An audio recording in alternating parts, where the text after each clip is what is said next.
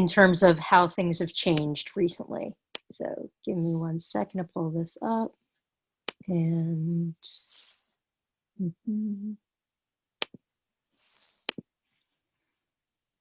all right, so hi everybody, good afternoon. My name is Frances. I am the alumna coordinator and storyteller for Dog Tag Bakery, and we run a fellowship program for, Father Curry, yes, he was. That's him. That's him, Father Curry, yes, Priest Curry. And he started this along with Connie Milstein. And all right, so this is the Dog Tech Fellowship Program. That's me. We like to brand ourselves as a living business school for transitioning veterans with service-connected disabilities, military spouses, and caregivers. So the whole idea of the program is empowering those who go through this fellowship to rediscover their own purpose outside of the military or outside of caring for their families and finding community through this business and entrepreneurship focused fellowship program. And right there you can see the photo. That's Dog Tag Bakery. We're down in Georgetown here in Washington, D.C. So I'm going to do a brief program overview, including talking about what it's like right now. And I can also let Patty jump in a little bit and talk about what her experience has been. And then I'll go into eligibility requirements, the application process, and then open it up for questions. So the program is 5 months long. The program we're currently recruiting for is our 13th cohort. We've now graduated over 124 alumna, some of whom are on the call. And our program dates for cohort 13 will be January 12th, 2021 through May 27th, 2021. And you can see here in that photo that, yes, back in 2018, Obama and Biden came and visited the bakery and got to meet our cohort at the time. We have a spring and or fall break during our cohort, and we like to run that so that fellows can take a break from everything. We actually just came back from our fall break, but most of the time it's a full-time commitment from 9 a.m. through 4 p.m. Monday through Thursday. There's no cost associated with participating, and fellows do actually receive a monthly stipend to offset the costs associated with attending the fellowship. Usually these costs have to do with commuting in to going to the bakery and things like that. But right now, since we're a fully virtual cohort, as Patty Haran can attest to, we have just people receiving the fellowship stipend kind of to offset the costs that are associated with working from home and not being able to pay full attention to your family and other obligations. So there are 5 elements of the fellowship program. We have the academic foundation, the experiential learning, which differentiates us from a lot of other programs like this because we're not just classes that you're taking, but also experiences that you're getting at the same time. Learning labs, well-being, and then the capstone project. Our academic foundation culminates in a certificate in business administration from Georgetown University. We have 6 classes: management, marketing, business accounting, communications and organizations, financial management, and entrepreneurship. And right now we're doing these through Georgetown University with the professors, same as always. We're just doing them online as of right now. The experiential learning component, we call them rotations, has to do with the bakery downstairs, where we complete these 4 rotations for the fellows, from development, marketing, communications, to management and business development, finance and strategy, product development, and customer service.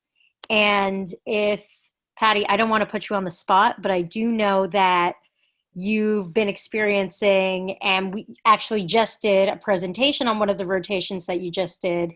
So if you want to, you can talk a little bit about what that's like right now that we're online and not doing this in person at the bakery.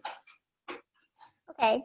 Well, it's definitely probably different. I don't know what it's like in person. And I was very worried about the virtual environment. But as Nicole mentioned, she had a point, and other people have said in the fellowship that they feel more connected with the fellows and the speakers and the professors. It's actually oddly more intimate.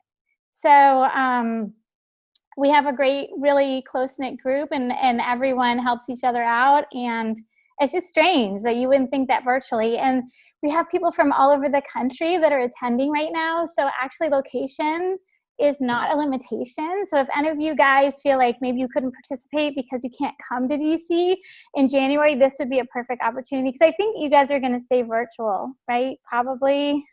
I mean, so we're planning for a virtual start, at least. Like, at the very least, we're definitely going to be starting virtually in January. And if we can, towards the end of the program in May, we're hoping to be able to get fellows in person and at least experience a little bit of the rotations like normal. But you're right, Patty, we definitely have much more of an accessible format right now because people are pretty much doing it from home. Yeah. So in the rotations, I was pretty worried about, but we still have been able to make it work. So like the very first rotation was the bakery, and we developed a rosemary scone, Parmesan cheese rosemary scone. And we baked it at home, but it was very delicious and it worked out all right. And each rotation, you go through every aspect of the bakery. And they've really done a great job at, how could I say, their processes and systems, and how it's very deliberate and it's very well thought out. And it's such a benefit to see how this whole bakery works, or a business works all together. So that's really what the rotations give you. So even from like the employee handbook, or how to write an offer letter for an employee, to calculating your ingredient costs, and how to do social media marketing. We get all of it in one, and you go through it and see how the whole business is run in about 5 months. So it's really, really extremely valuable. What else? The Georgetown classes are excellent. Like, my favorite one actually was communications, and the communications professor is very good, and she really forces you to be able to present in a very succinct way. So, and the learning labs are excellent. You learn all these business concepts, and also different, like this morning we had mindfulness, which is excellent, health, well-being. It's just a very well-rounded program. Look over to the chat. I see that Michael Malone asked, is it still 9 to 4 in the virtual environment? And so this has been an interesting adjustment. Obviously, a lot of people I know are experiencing Zoom fatigue. It's difficult staring at a screen. And so we've really adapted Dog Tag right now to make sure that we are giving fellows sufficient breaks and not always doing a full, 7-hour day, because not everybody can deal with that due to, especially the nature of the population that we serve. People with TBIs, people with other sorts of light sensitivity, other sorts of service-related disabilities are not able always to be on the screen at all times. But we have reduced and spread out our Georgetown classes to make sure that you're not just stuck in a 3-hour class like you would have been normally. And we're giving adequate breaks, and we're making sure that we move around scheduling just to make sure that people are not getting exhausted. But yes, we do still consider it to be a full-time program. And here on the slide, you're going to see that I'm talking about learning labs. And so our learning labs are when we have guest presenters come in and talk about a variety of different things. Some of them will talk about how to build your skills, kind of like what Nicole was doing earlier today, talking about branding and figuring out how to pivot in moving into an online environment. So who knows, Nicole, maybe I'll reach out and ask you if you can present. So we I would love to. We have people come in and present on different ways to build skills in the entrepreneurship sense, but also just in the general life sense, taking charge of your life. And like what Patty alluded to, we do a lot of wellness, and we have people come in and talk about mindfulness, talk about meditation, talk about the more physical aspects of wellness like yoga, going on walks. And that's definitely been an interesting adjustment, I will say, in this online era, trying to figure out how to take care of yourself and not expose yourself to too much of the negativity that's certainly been going on. but we also have people come in and just tell their own life stories about how they became entrepreneurs, which is something that we definitely have in common with 100 Entrepreneurs Luncheon. People are always coming into these luncheons talking about how they started their business, where they came from, and we have a lot of crossover in that sense. We like to have people come in and talk about corporate culture as well. We have a partnership with Nestle where we do an entire day with them where they kind of take us through what it's like to be entrepreneurial, even when you're an employee at an organization and or business. And we do have offsite experiences normally, but I'm not going to lie, the whole thing is an offsite experience right now because everything's on the computer. So just keeping things up to date here. And just going back to the wellness, we really consider this to be one of the really unique aspects of our program, a cornerstone of our program. So many business fellowships, so many business programs, even things like with Wounded Warrior Project, if you've ever looked at Boots to Business or any of those sorts of things, they really are focused on just the business and starting your own program, starting your own organization, starting your own company. Whereas we want to make sure that if that's what you end up wanting to do, that you have the tools to do it and you're equipped to do it, but at the same time that you're taking care of yourself and figuring out if this is really the right path for you. Something that we really want to focus on here at Dog Tag is making sure that people can figure out what their purpose is in life and feel driven the same way that they did when they were a part of the military, when they were a military spouse, as they've been caring for their veterans. Frances, can you tell us a little bit about how you stay in touch with your alumni once they've gone through your program? Sure, I can come right over to that. So I actually, as the alumni coordinator, this is basically my main jam. We're really pleased that we've been able to offer extensive alumni programming right now for graduates. We have people staying actively engaged with current fellows during orientation and closing week. We like to do happy hours. In the past, we've done those in person, obviously, but even now we've been doing virtual happy hours, check-in calls, where we make sure to check in on alumni periodically and make sure that they're doing well, figure out if there's anything that we can help with, figure out ways to connect people across different cohorts. So just because you were with 14 other people in your cohort does not mean that those are the only people in the dog tag community that you're going to know. As an alum, you have access to everybody else, especially through me. I send a weekly email telling you all the information that you want to know. And okay, sorry, I'm just checking the chat. And networking and employment opportunities, I like to send out job referrals that I get, especially since so many organizations that we partner with know that we stay in touch with our alumni, especially because it's this high touch, high impact program. And as you can see here, this is a screenshot from one of our professional development workshops that we ran on elevator pitching. So making sure that whether you are looking for employment and running into interviews, or maybe looking for funding for your newest business venture, that you are figuring out ways to pitch yourself and get that down and tell them, who are you? What are you good at? What are the skills? What are you trying to accomplish here in that 60 seconds so people are not, zoning out when you talk to them. And we did that through a partnership with Easter Seals Veteran Staffing Network, which is another amazing organization we partner with. So this is obviously a hugely broad overview. I'm going to be putting more information in the chat as well, putting in links.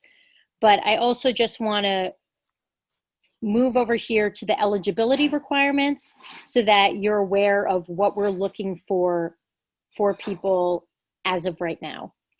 So we're looking for people who are post 9/11 veterans with service-connected disabilities. So these can be people who either have a medical rating already or are currently going through the med board process, military spouses, and or veteran caregivers. We want people who are eager to learn, people who want to be pushed to grow, who are willing to actually commit to this full-time, commit to changing their lives, commit to finding some sort of purpose post-military, and people who are open to exploring entrepreneurship. You don't necessarily have to come in knowing kind of business you want to start, or even knowing if you want to start a business at all. Some people come into the program, they know what they want to start, they're going through the program, they realize, okay, this is not for me. Maybe I want to go back into the workforce. Maybe I want to go back to school. Maybe I need to focus on my health and family right now. Other people come in, they have their idea, they know what they want to do, they leave, they start doing it. We have people who have started their businesses immediately after the program. We have people who come in with their companies already started, who are looking for that guidance so that they can continue to build and grow their business. And we have people who come in saying, yeah, I don't really know if I want to start a business at all, and then leave, and they're starting a business the next day. So we really have a variety of people here.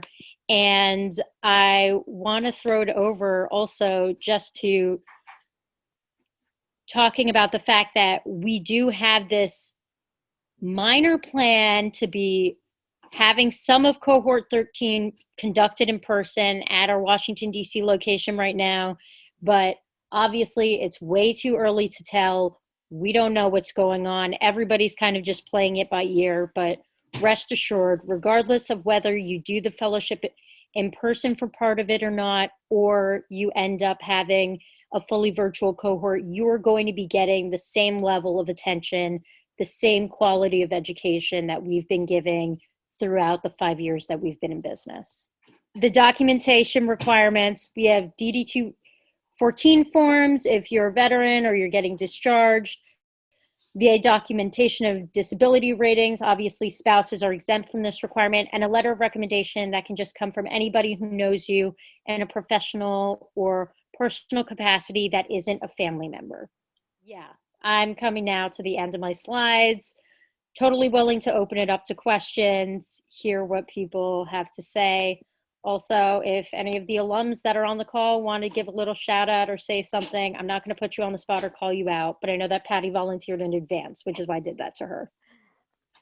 Let me make a comment that one of the things that intrigues me about Dog Tag Bakery, in the 18 years I've been going to Walter Reed, I've seen literally hundreds of nonprofits get up and get rolling. Some of them raise literally millions of dollars helping vets. And they take them to ball games, and they have dinners, and they take them on fishing trips. But what I really love about what Dog Tag Bakery does is Dog Tag Bakery isn't trying to help a veteran or a caregiver to be happy for a day and then go home and go on with your life. They're trying to change your life. They try to make improvements in your life that affect you and everybody around you. And that, to me, is so damn important. I get so frustrated when I hear how nonprofits are rated. Oh, we had 17,000 attend concerts last year. Well, I don't give a hoot about attending concerts. What I do give a hoot about is what Dog Tag Bakery's doing. They're changing people, changing their lifestyles, changing priorities in their lifestyles, and making their lives better. Thanks, Bob. You always give a good shout out. I got a quick question too. Sure, Patrick. I'm Pat Horan. Oh. For years, Question. I'd always get like I'd be on Facebook or on Twitter, and they would be like, it'd be like the next day. So like Tuesday night maybe, or Wednesday night, people would show up and they would talk about what happened in the war. And I guess right now that you guys aren't doing this because it's not a good time to do that and all, but I'm just wondering in the future, like, because I always wanted to go there, but then so I could go there and meet people and see what happened, but then you end up like, I could never find out how to find out stuff before. Like, so is that something you think they'll go back to using it when they can in the future? Does that make sense? Yeah, I think you're referring to our Finding Your Voice presentations. I think they had an open mic night. Like Tuesdays, they used to like a comedy, almost stand up or something. Oh, yes, we do. We have a partnership with ASAP, so Armed Services Arts Partnership.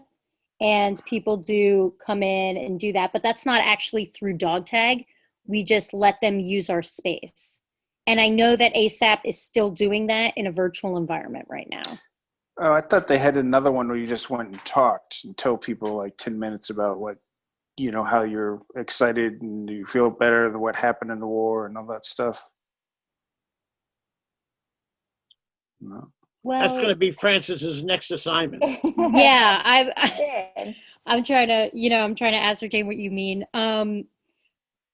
Something that I didn't get a chance to talk about that's integral as well to the fellowship program is the Finding Your Voice theater class that you take during the program. And that, Pat, we actually do focus on, during that class, we focus on encouraging veterans and spouses and caregivers to tell their story and feel comfortable, telling their own narratives and figuring out how to get comfortable with talking in a public environment about, like, kind of what you said, what they've gone through, kind of how they've moved on. And something that is interesting about the Finding Your Voice performance is that a lot of people do end up talking about dog tag, even though we ask them not to, because we want you to tell stories that are about your individual lives, your lives about yourselves,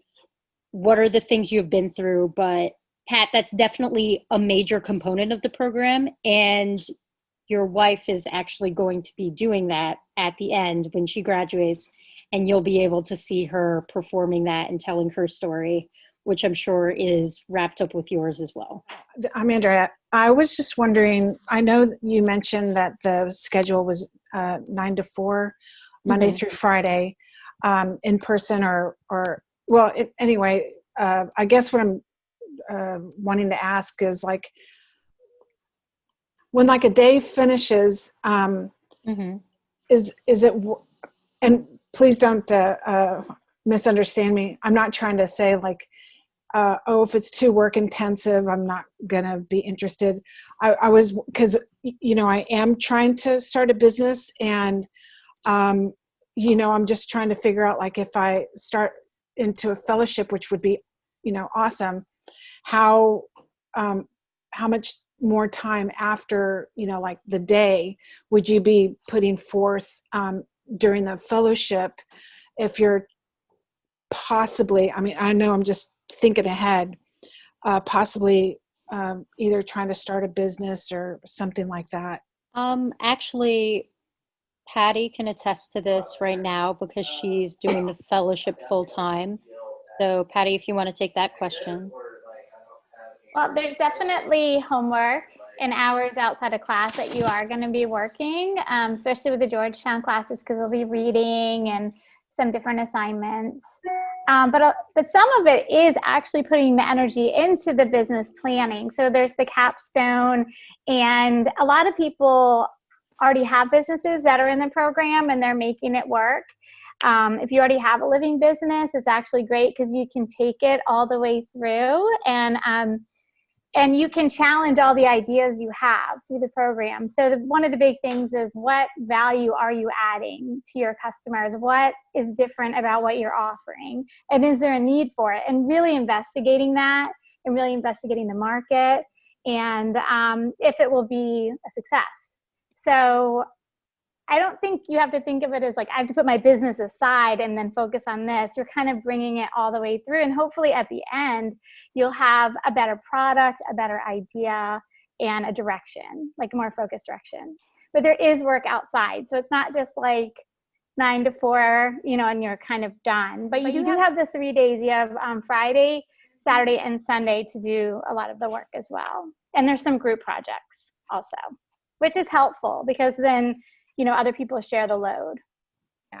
No, thank you so much. You really cleared up a lot of, I knew there would be like work afterwards, especially if you're taking courses and such. Yeah, and the end goal at the end of the program is that you have a business plan. And that's the capstone that Patty was referring to. So throughout the program, you're actually building out your business plan with the budgeting, your timeline, everything that's going to need to go into having a business that's fully functioning and getting that up and ready to go. And then you present that at the end of the program to actual business leaders in the community who are going to give you feedback on how how you're doing with that business plan, if it's viable and ready to go, and what you can do to tweak it to make it a little bit better. So it's definitely a full-time intensive program, but you do come out the other side with a plan for your business if that's what you're looking for.